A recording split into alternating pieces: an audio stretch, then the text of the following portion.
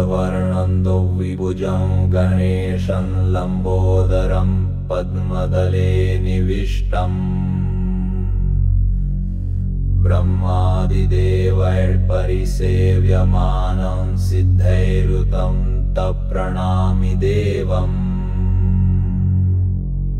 सृष्ट्यादौ ब्रह्मणा सम्यक् पूजितः फलसिद्धये सदैव पार्वतीपुत्र ऋणनाशं करोतु मे त्रिपुरस्य वधात् पूर्वं शम्भुना सम्यगर्चितः सदैव पार्वतीपुत्र ऋणनाशं करोतु मे हिरण्यकश्यपादीनां वधार्थे विष्णुनार्चितः सदैव पार्वतीपुत्र ऋणनाशं करोतु मे महिषस्य वधे देव्या गणनाथ प्रपूजितः सदैव पार्वतीपुत्र ऋणनाशं करोतु मे तारकस्य वधात् पूर्वं कुमारेण प्रपूजितः सदैव पार्वतीपुत्र ऋणनाशं करोतु मे भास्करेण गणेशो हि पूजितः विसिद्धये सदैव पार्वतीपुत्र ऋणनाशं करोतु मे शशिना कान्तिवृद्धयर्थं पूजितो गणनायकः सदैव पार्वतीपुत्र ऋणनाशं करोतु मे इदं तृणहरस्तोत्रं तीव्रदारिद्र्यनाशनम् एकवारं पठे नित्यं वर्षमेकं सामहित दारिद्र्यं दारुणं त्यक्त्वा कुबेरसमतां व्रजे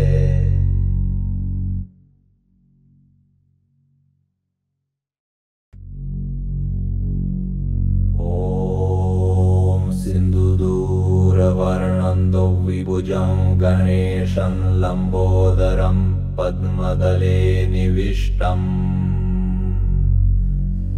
ब्रह्मादिदेवैर्परिसेव्यमानं सिद्धैरुतं तप्रणमामि देवम् सृष्ट्यादौ ब्रह्मणा सम्यक् पूजितः फलसिद्धये सदैव पार्वतीपुत्र ऋणनाशं करोतु मे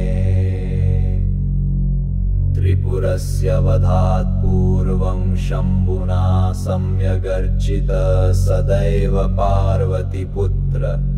ऋणनाशं करोतु मे हिरण्यकश्यपादीनां वधार्थे विष्णुनार्चितः सदैव पार्वतीपुत्र ऋणनाशं करोतु मे महिषस्य वधे देव्या गणनाथ प्रपूजितः सदैव पार्वतीपुत्र ऋणनाशं करोतु मे तारकस्य वधात् पूर्वं कुमारेण प्रपूजितः सदैव पार्वतीपुत्र ऋणनाशं करोतु मे भास्करेण गणेशो हि पूजितः विसिद्धये सदैव पार्वतीपुत्र ऋणनाशं करोतु मे शशिना कान्तिवृद्धयर्थं पूजितो गणनायकः सदैव पार्वतीपुत्र ऋणनाशं करोतु मे इदं तृणहरस्तोत्रं तीव्रदारिद्र्यनाशनम् एकवारं पठे नित्यं वर्षमेकं सामहित दारिद्र्यं दारुणं त्यक्त्वा कुबेरसमतां व्रजे।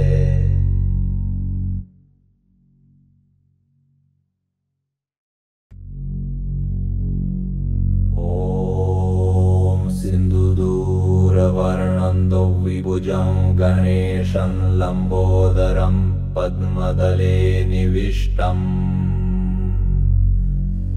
ब्रह्मादिदेवैर्परिसेव्यमानं सिद्धैरुतं तप्रणमामि देवम् सृष्ट्यादौ ब्रह्मणा सम्यक् पूजितः फलसिद्धये सदैव पार्वतीपुत्र ऋणनाशं करोतु मे त्रिपुरस्य वधात् पूर्वं शम्भुना सम्यगर्चितः सदैव पार्वतीपुत्र ऋणनाशं करोतु मे हिरण्यकश्यपादीनां वधार्थे विष्णुनार्चितः सदैव पार्वतीपुत्र ऋणनाशं करोतु मे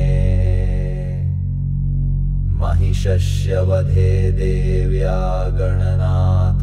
प्रपूजितः सदैव पार्वतीपुत्र ऋणनाशं करोतु मे तारकस्य वधात् पूर्वं कुमारेण प्रपूजितः सदैव पार्वतीपुत्र ऋणनाशं करोतु मे भास्करेण गणेशो हि पूजितः विसिद्धये सदैव पार्वतीपुत्र ऋणनाशं करोतु मे शशिना कान्तिवृद्धयर्थं पूजितो गणनायकः सदैव पार्वतीपुत्र ऋणनाशं करोतु मे इदं तृणहरस्तोत्रं तीव्रदारिद्र्यनाशनम् एकवारं पठे नित्यं वर्षमेकं सामहित दारिद्र्यं दारुणं त्यक्त्वा कुबेरसमतां व्रजे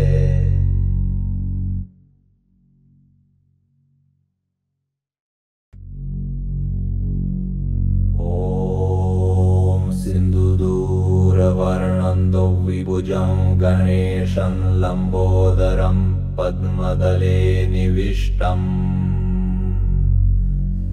ब्रह्मादिदेवैर्परिसेव्यमानं सिद्धैरुतं तप्रणमामि देवम् सृष्ट्यादौ ब्रह्मणा सम्यक् पूजितः फलसिद्धये सदैव पार्वतीपुत्र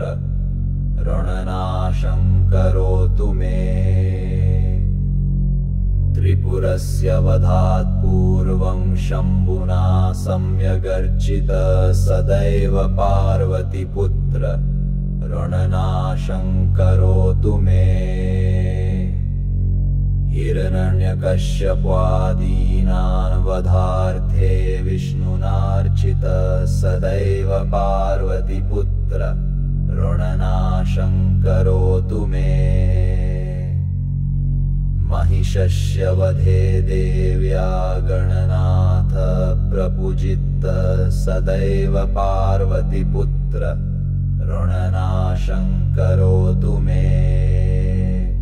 तारकस्य वधात् पूर्वं कुमारेण प्रपूजितः सदैव पार्वतीपुत्र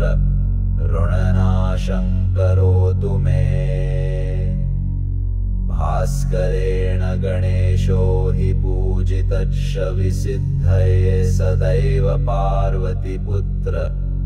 ऋणनाशं करोतु मे शशिना कान्तिवृद्धयर्थं पूजितो गणनायकः सदैव पार्वतीपुत्र ऋणनाशं करोतु मे इदं तृणहरस्तोत्रं तीव्रदारिद्र्यनाशनम् एकवारं पठे नित्यं वर्षमेकं सामहित दारिद्र्यं दारुणं त्यक्त्वा कुबेरसमतां व्रजे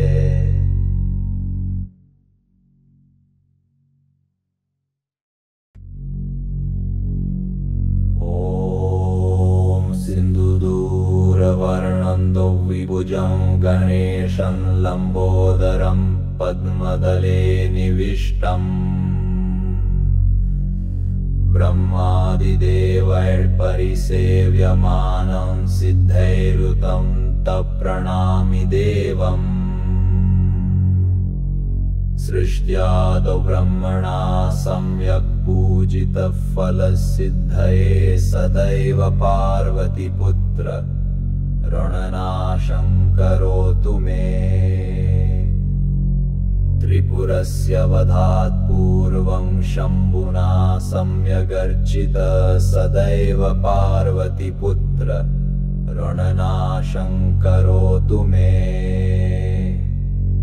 हिरण्यकश्यपादीनां वधार्थे विष्णुनार्चितः सदैव पार्वतीपुत्र ऋणनाशं करोतु मे महिषस्य वधे देव्या गणनाथ प्रपूजितः सदैव पार्वतीपुत्र ऋणनाशं करोतु मे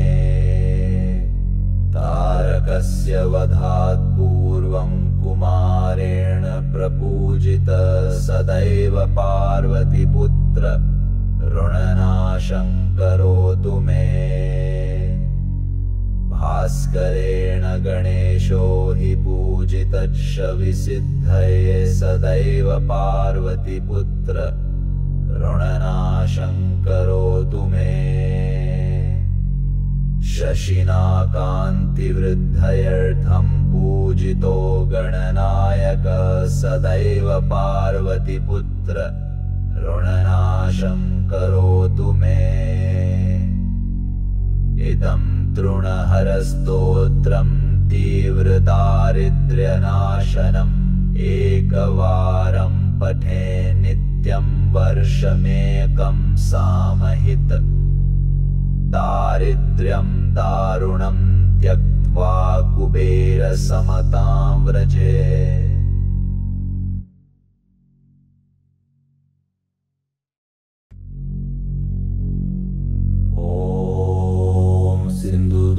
सिन्दूरवर्णन्दो विभुजं गणेशं लम्बोदरं पद्मदले निविष्टम् ब्रह्मादिदेवैर्परिसेव्यमानं सिद्धैरुतं तप्रणमामि देवम् सृष्ट्यादौ ब्रह्मणा सम्यक् पूजितः फलसिद्धये सदैव पार्वतीपुत्र ऋणनाशं करोतु मे त्रिपुरस्य वधात् पूर्वं शम्भुना सम्यगर्चितः सदैव पार्वतीपुत्र ऋणनाशं करोतु मे हिरण्यकश्यपादीनां वधार्थे विष्णुनार्चितः सदैव पार्वतीपुत्र ऋणनाशं करोतु मे महिषस्य वधे देव्या गणनाथ प्रपूजितः सदैव पार्वतीपुत्र ऋणनाशं करोतु मे तारकस्य वधात् पूर्वं कुमारेण प्रपूजितः सदैव पार्वतीपुत्र ऋणनाशं करोतु मे भास्करेण गणेशो हि पूजितः सदैव पार्वतीपुत्र ऋणनाशं करोतु मे शशिना कान्तिवृद्धयर्थं पूजितो गणनायकः सदैव पार्वतीपुत्र ऋणनाशं करोतु मे इदं तृणहरस्तोत्रं तीव्रदारिद्र्यनाशनम् एकवारं पठे नित्यं वर्षमेकं सामहित दारिद्र्यं दारुणं त्यक्त्वा कुबेरसमतां व्रजे।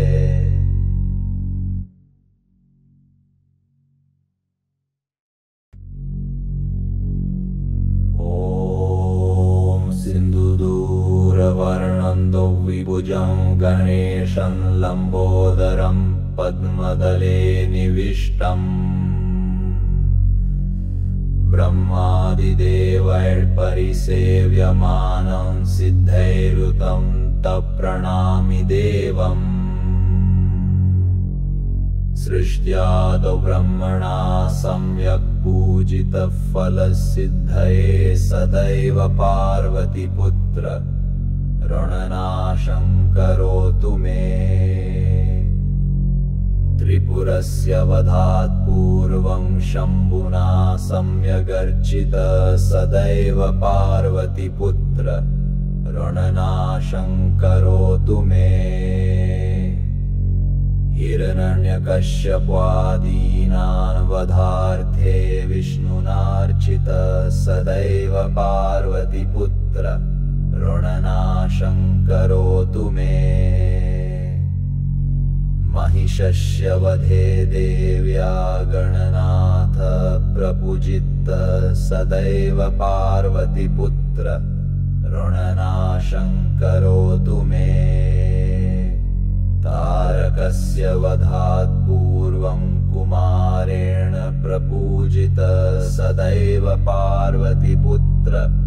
ऋणनाशं करोतु मे भास्करेण गणेशो हि पूजितः विसिद्धये सदैव पार्वतीपुत्र ऋणनाशं करोतु मे शशिना कान्तिवृद्धयर्थं पूजितो गणनायकः सदैव पार्वतीपुत्र ऋणनाशं करोतु मे इदं तृणहरस्तोत्रं तीव्रदारिद्र्यनाशनम् एकवारं पठे नित्यं वर्षमेकं सामहित दारिद्र्यं दारुणं त्यक्त्वा कुबेरसमतां व्रजे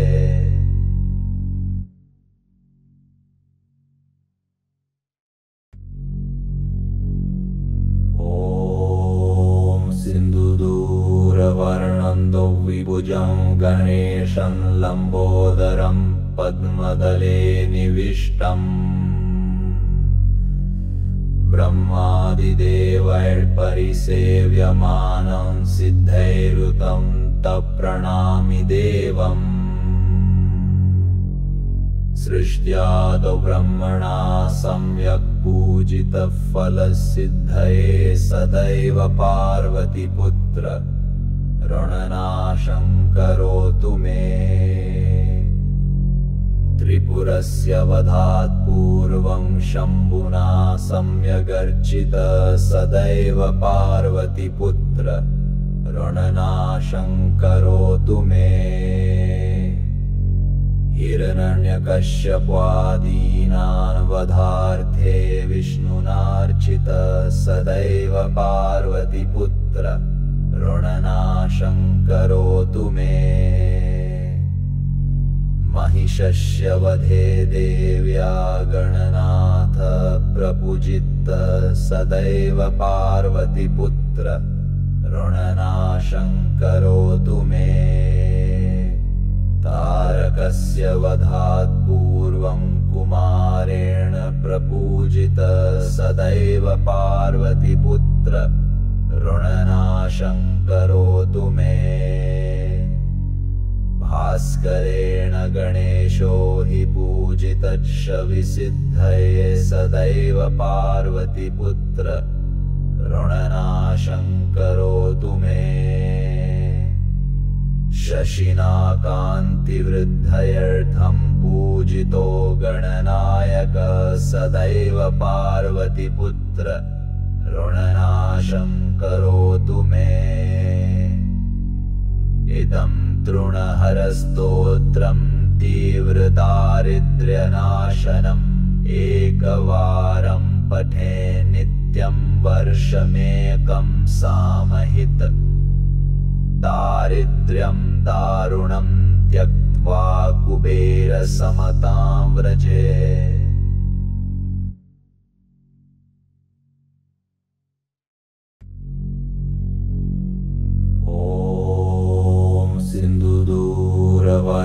वरणन्दो विभुजं गणेशं लम्बोदरं पद्मदले निविष्टम् ब्रह्मादिदेवैर्परिसेव्यमानं सिद्धैरुतं तप्रणमामि देवम् सृष्ट्यादौ ब्रह्मणा सम्यक् पूजितः फलसिद्धये सदैव पार्वतीपुत्र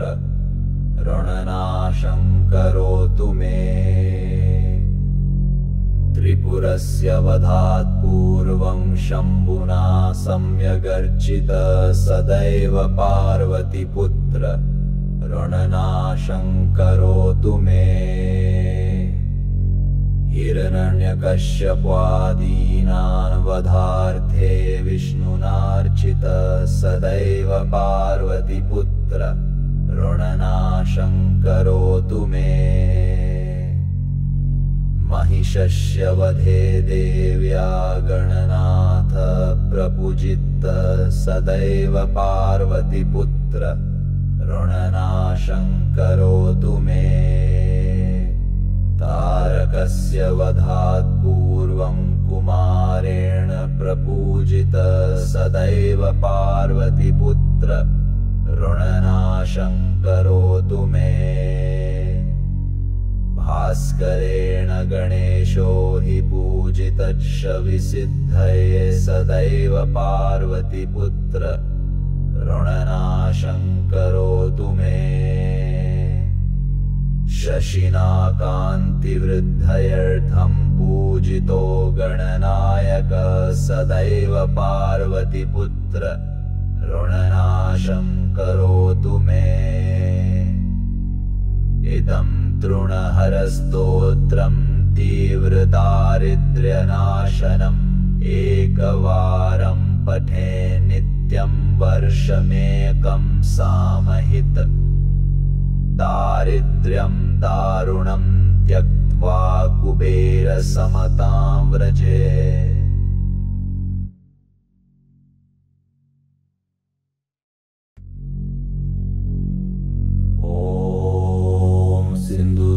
सिन्दूरवर्णन्दो विभुजं गणेशं लम्बोदरं पद्मदले निविष्टम् ब्रह्मादिदेवैर्परिसेव्यमानं सिद्धैरुतं तप्रणमामि देवम् सृष्ट्यादौ ब्रह्मणा सम्यक् पूजितः फलसिद्धये सदैव पार्वतीपुत्र ऋणनाशं करोतु मे त्रिपुरस्य वधात् पूर्वं शम्भुना सम्यगर्चितः सदैव पार्वतीपुत्र ऋणनाशं करोतु मे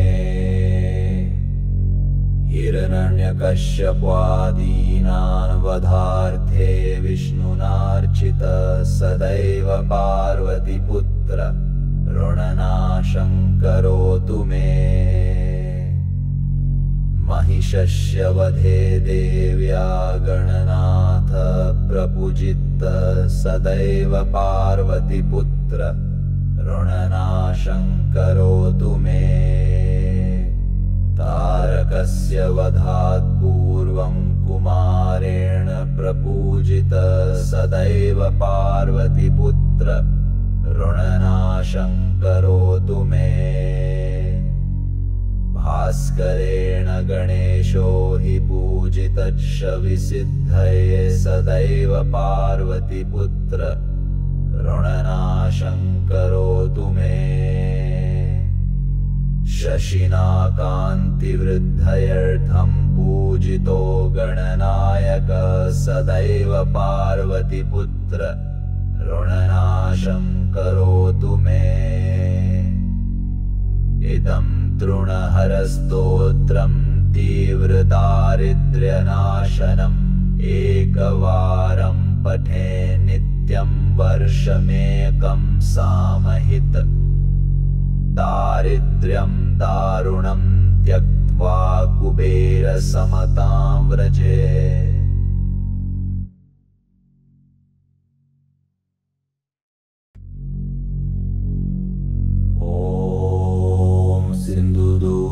सिन्दूरवर्णन्दो विभुजं गणेशं लम्बोदरं पद्मदले निविष्टम् ब्रह्मादिदेवैर्परिसेव्यमानं सिद्धैरुतं तप्रणमामि देवम् सृष्ट्यादौ ब्रह्मणा सम्यक् पूजितः फलसिद्धये सदैव पार्वतीपुत्र ऋणनाशं करोतु मे त्रिपुरस्य वधात् पूर्वं शम्भुना सम्यगर्चितः सदैव पार्वतीपुत्र ऋणनाशं करोतु मे हिरण्यकश्यपादीनां वधार्थे विष्णुनार्चितः सदैव पार्वतीपुत्र ऋणनाशं करोतु मे महिषस्य वधे देव्या गणनाथ प्रपूजितः सदैव पार्वतीपुत्र ऋणनाशं करोतु मे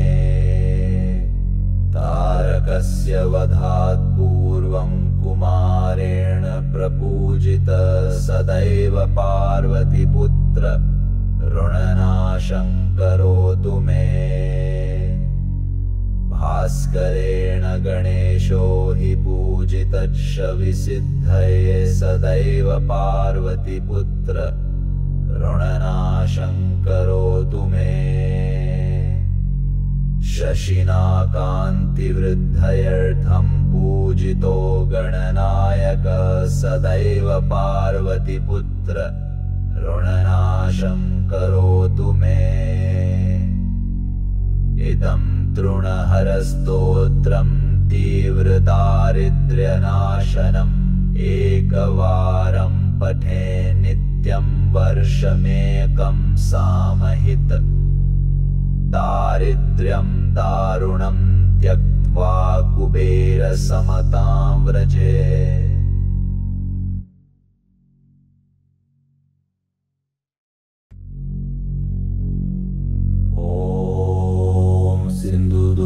सिन्दूरवर्णन्दो विभुजं गणेशं लम्बोदरं पद्मदले निविष्टम्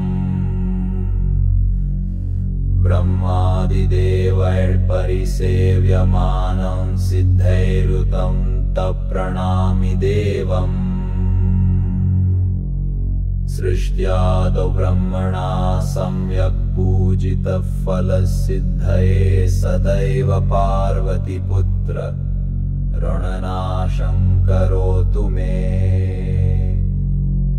त्रिपुरस्य वधात् पूर्वं शम्भुना सम्यगर्चितः सदैव पार्वतीपुत्र ऋणनाशं करोतु मे हिरण्यकश्यपादीनां वधार्थे विष्णुनार्चितः सदैव पार्वतीपुत्र ऋणनाशं करोतु मे महिषस्य वधे देव्या गणनाथ प्रपूजितः सदैव पार्वतीपुत्र ऋणनाशं करोतु मे तारकस्य वधात् पूर्वं कुमारेण प्रपूजितः सदैव पार्वतीपुत्र ऋणनाशं करोतु मे भास्करेण गणेशो हि पूजितच्छविसिद्धये सदैव पार्वतीपुत्र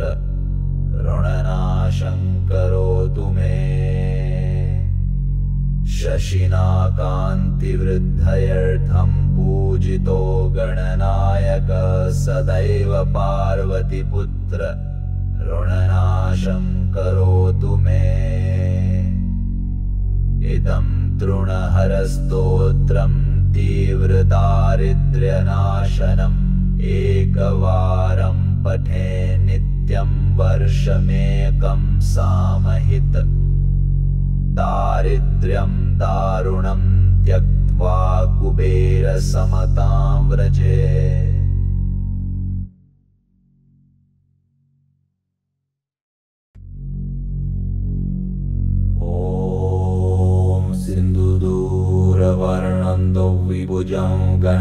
गणेशं लम्बोदरं पद्मदले निविष्टम्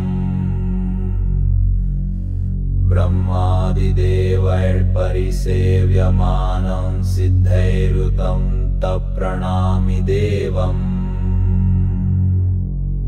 सृष्ट्यादौ ब्रह्मणा सम्यक् पूजितः फलसिद्धये सदैव पार्वतीपुत्र ऋणनाशं करोतु मे त्रिपुरस्य वधात् पूर्वं शम्भुना सम्यगर्चितः सदैव पार्वतीपुत्र ऋणनाशं करोतु मे हिरण्यकश्यपादीनां वधार्थे विष्णुनार्चितः सदैव पार्वतीपुत्र ऋणनाशं करोतु मे महिषस्य वधे देव्या गणनाथ प्रपूजितः सदैव पार्वतीपुत्र ऋणनाशं करोतु मे तारकस्य वधात् पूर्वं कुमारेण प्रपूजितः सदैव पार्वतीपुत्र ऋणनाशं करोतु मे भास्करेण गणेशो हि पूजितः विसिद्धये सदैव पार्वतीपुत्र ऋणनाशं करोतु मे शशिना कान्तिवृद्धयर्थं पूजितो गणनायकः सदैव पार्वतीपुत्र ऋणनाशं करोतु मे इदं तृणहरस्तोत्रं तीव्रदारिद्र्यनाशनम् एकवारं पठे नित्यं वर्षमेकं सामहित दारिद्र्यं दारुणं त्यक्त्वा कुबेरसमतां व्रजे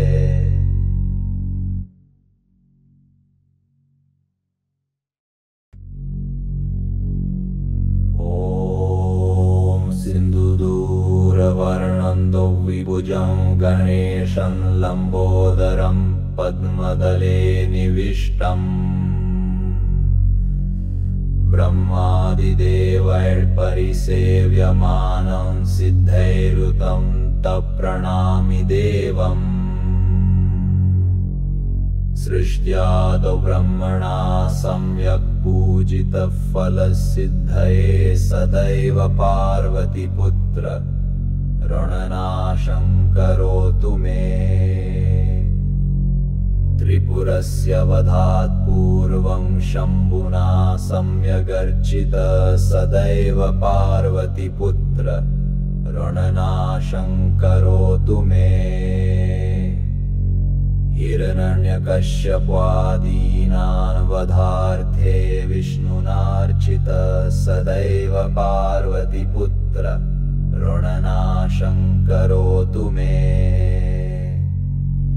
महिषस्य वधे देव्या गणनाथ प्रपूजितः सदैव पार्वतीपुत्र ऋणनाशं करोतु मे तारकस्य वधात् पूर्वं कुमारेण प्रपूजितः सदैव पार्वतीपुत्र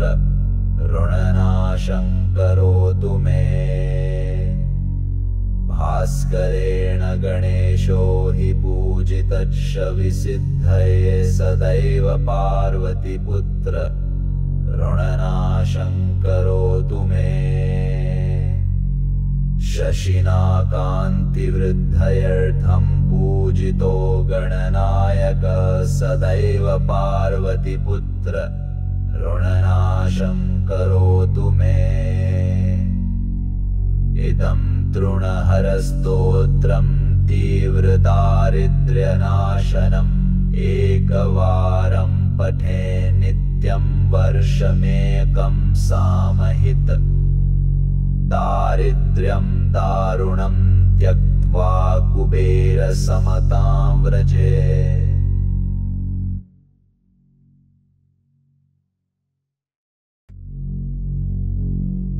ॐ सिन्दूरवर्णं द्विभुजं गणेशं लम्बोदरं पद्मदले निविष्टम् ब्रह्मादिदेवैर्परिसेव्यमानं सिद्धैरुतं तप्रणमामि देवम् सृष्ट्यादौ ब्रह्मणा सम्यक् पूजितः फलसिद्धये सदैव पार्वतीपुत्र ऋणनाशं करोतु मे त्रिपुरस्य वधात् पूर्वं शम्भुना सम्यगर्चितः सदैव पार्वतीपुत्र ऋणनाशं करोतु मे हिरण्यकश्यपादीनां वधार्थे विष्णुनार्चितः सदैव पार्वतीपुत्र ऋणनाशं करोतु मे महिषस्य वधे देव्या गणनाथ प्रपूजितः सदैव पार्वतीपुत्र ऋणनाशं करोतु मे तारकस्य वधात् पूर्वं कुमारेण प्रपूजितः सदैव पार्वतीपुत्र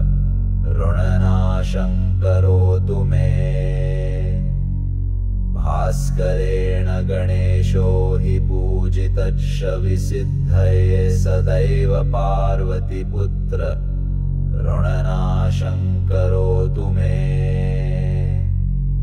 शशिना कान्तिवृद्धयर्थं पूजितो गणनायकः सदैव पार्वतीपुत्र ऋणनाशं करोतु मे इदं तृणहरस्तोत्रं तीव्रदारिद्र्यनाशनम् एकवारं पठे नित्यं वर्षमेकं सामहित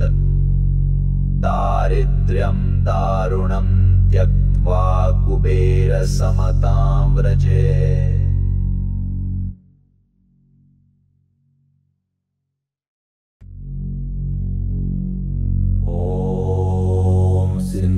सिन्दूरवर्णं द्विभुजं गणेशं लम्बोदरं पद्मदले निविष्टम्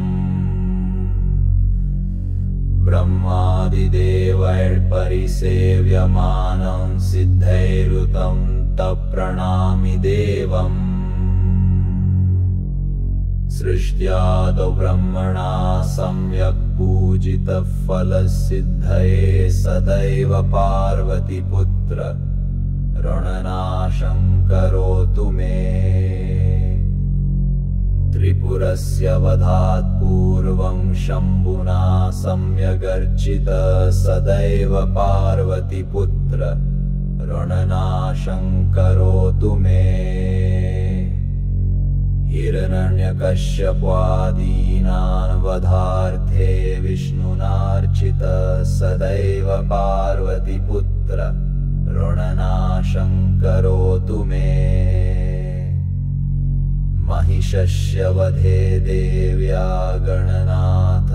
प्रपूजितः सदैव पार्वतीपुत्र ऋणनाशं करोतु मे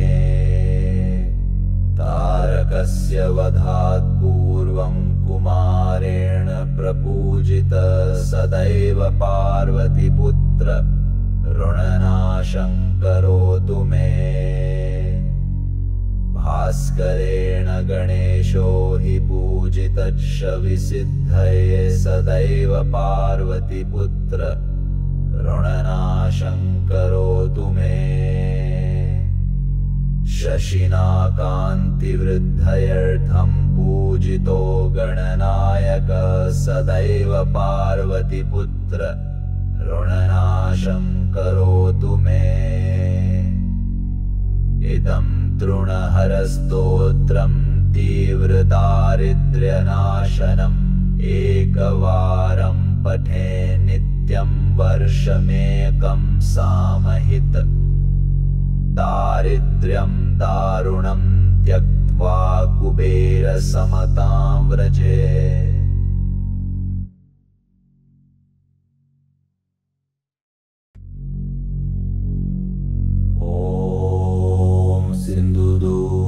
सिन्दूरवर्णं द्विभुजं गणेशं लम्बोदरं पद्मदले निविष्टम्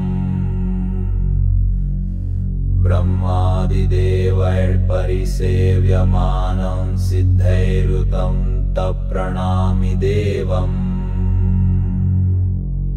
सृष्ट्यादौ ब्रह्मणा सम्यक् पूजितः फलसिद्धये सदैव पार्वतीपुत्र ऋणनाशं करोतु मे त्रिपुरस्य वधात् पूर्वं शम्भुना सम्यगर्चितः सदैव पार्वतीपुत्र ऋणनाशं करोतु मे हिरण्यकश्यपादीनां वधार्थे विष्णुनार्चितः सदैव पार्वतीपुत्र ऋणनाशं करोतु मे महिषस्य वधे देव्या गणनाथ प्रपूजितः सदैव पार्वतीपुत्र ऋणनाशं करोतु मे तारकस्य वधात् पूर्वं कुमारेण प्रपूजितः सदैव पार्वतीपुत्र ऋणनाशं करोतु मे भास्करेण गणेशो हि पूजितः विसिद्धये सदैव पार्वतीपुत्र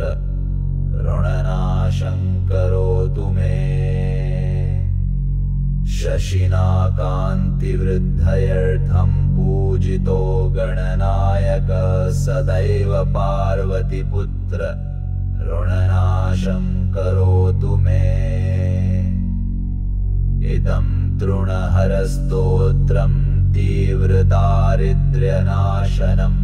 एकवारं पठे नित्यं वर्षमेकं सामहित दारिद्र्यं दारुणं त्यक्त्वा कुबेरसमतां व्रजे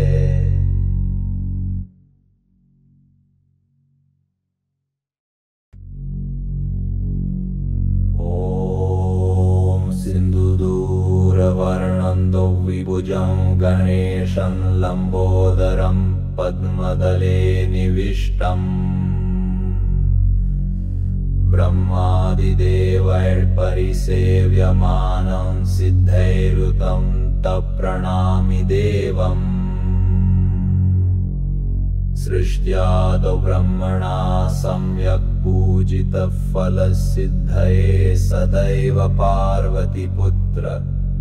ऋणनाशं करोतु मे त्रिपुरस्य वधात् पूर्वं शम्भुना सम्यगर्चितः सदैव पार्वतीपुत्र ऋणनाशं करोतु मे हिरण्यकश्यपादीनां वधार्थे विष्णुनार्चितः सदैव पार्वतीपुत्र ऋणनाशं करोतु मे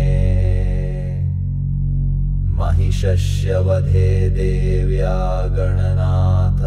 प्रपूजितः सदैव पार्वतीपुत्र ऋणनाशं करोतु मे तारकस्य वधात् पूर्वं कुमारेण प्रपूजितः सदैव पार्वतीपुत्र ऋणनाशं करोतु मे भास्करेण गणेशो हि पूजितः विसिद्धये सदैव पार्वतीपुत्र ऋणनाशं करोतु मे शशिना कान्तिवृद्धयर्थं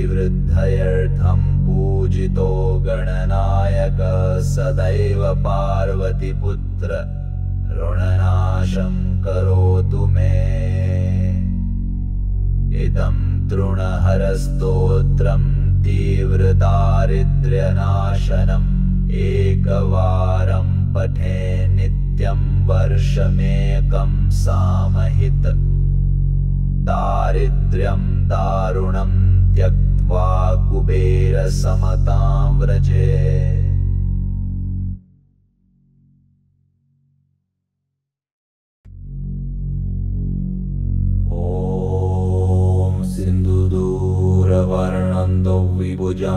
गणेशं लम्बोदरं पद्मदले निविष्टम्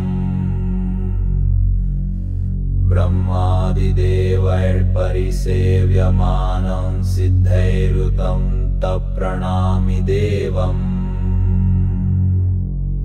सृष्ट्यादौ ब्रह्मणा सम्यक् पूजितः फलसिद्धये सदैव पार्वतीपुत्र ऋणनाशं करोतु मे त्रिपुरस्य वधात् पूर्वं शम्भुना सम्यगर्चितः सदैव पार्वतीपुत्र ऋणनाशं करोतु मे हिरण्यकश्यपादीनां वधार्थे विष्णुनार्चितः सदैव पार्वतीपुत्र ऋणनाशं करोतु मे महिषस्य वधे देव्या गणनाथ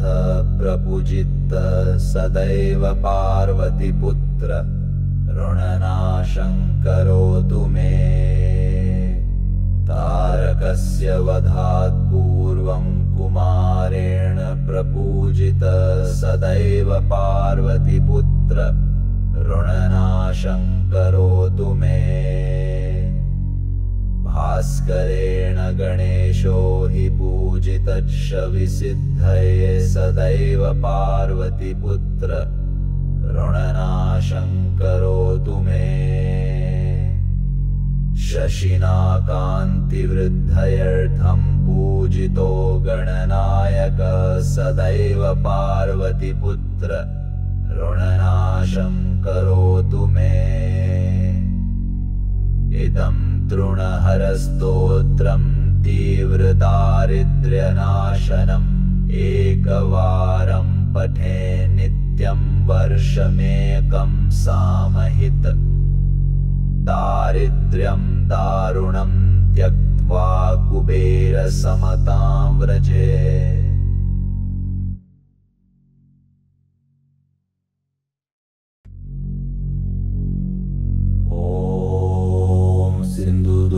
सिन्धुदूरवर्णन्दो विभुजं गणेशं लम्बोदरं पद्मदले निविष्टम् ब्रह्मादिदेवैर्परिसेव्यमानं सिद्धैरुतं तप्रणमामि देवम् सृष्ट्यादौ ब्रह्मणा सम्यक् पूजितः फलसिद्धये सदैव पार्वतीपुत्र ऋणनाशं करोतु मे त्रिपुरस्य वधात् पूर्वं शम्भुना सम्यगर्चितः सदैव पार्वतीपुत्र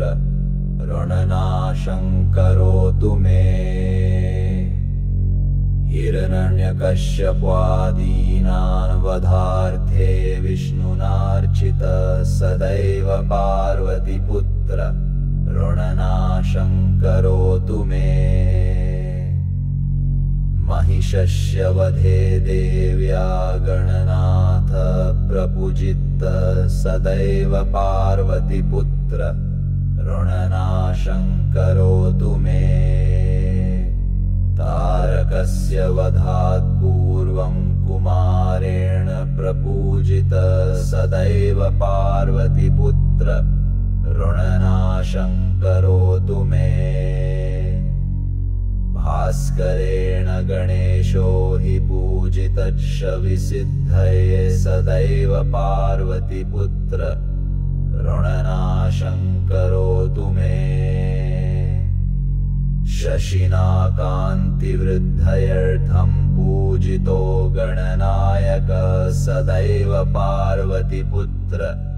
ऋणनाशं करोतु मे इदं तृणहरस्तोत्रं तीव्रदारिद्र्यनाशनम् एकवारं पठे नित्यं वर्षमेकं सामहित दारिद्र्यं दारुणं त्यक्त्वा कुबेरसमतां व्रजे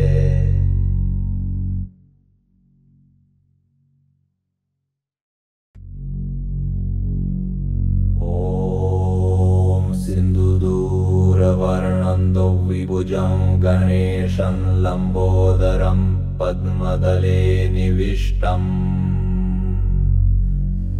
ब्रह्मादिदेवैर्परिसेव्यमानं सिद्धैरुतं तप्रणमामि देवम् सृष्ट्यादौ ब्रह्मणा सम्यक् पूजितः फलसिद्धये सदैव पार्वतीपुत्र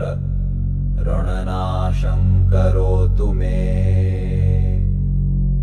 त्रिपुरस्य वधात् पूर्वं शम्भुना सम्यगर्चितः सदैव पार्वतीपुत्र ऋणनाशं करोतु मे हिरण्यकश्यपादीनां वधार्थे विष्णुनार्चितः सदैव पार्वतीपुत्र ऋणनाशं करोतु मे महिषस्य वधे देव्या गणनाथ प्रपूजितः सदैव पार्वतीपुत्र ऋणनाशं करोतु मे तारकस्य वधात् पूर्वं कुमारेण प्रपूजितः सदैव पार्वतीपुत्र ऋणनाशं करोतु मे भास्करेण गणेशो हि पूजितः सदैव पार्वतीपुत्र ऋणनाशं करोतु मे शशिना कान्तिवृद्धयर्थं पूजितो गणनायकः सदैव पार्वतीपुत्र ऋणनाशं करोतु मे इदं तृणहरस्तोत्रं तीव्रदारिद्र्यनाशनम् एकवारं पठे नित्यं वर्षमेकं सामहित दारिद्र्यं दारुणं त्यक्त्वा कुबेरसमतां व्रजे।